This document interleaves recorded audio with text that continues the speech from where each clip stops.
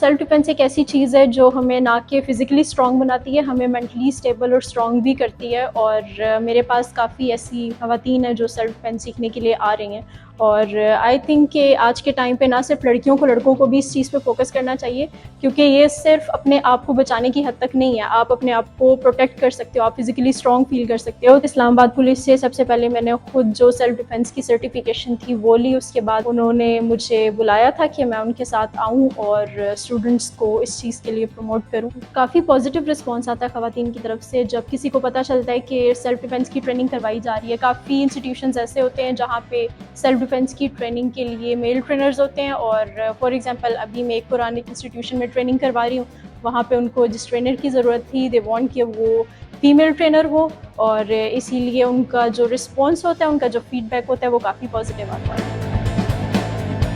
I guess कि आज के टाइम पे हर ख़वातीन के लिए सेल्फ़ डिफेंस बहुत ज़रूरी है।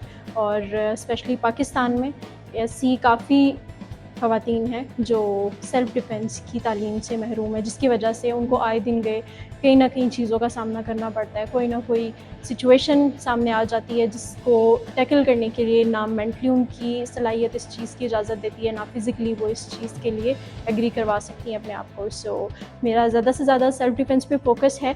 और मैं चाहती हूँ ना सिर्फ ये अब जिम्स की और बाकी इंस्टीट्यूशंस की हद तक रहे, इसको इस हद तक प्रमोट किया जाए कि हमारी जो तालीम है, हमारी जो स्टडीज़ हैं, हमारी यूनिवर्सिटी, कॉलेजेस, स्कूल्स, इन सब में भी ज़्यादा से ज़्यादा इस तरफ फोकस किया जाए।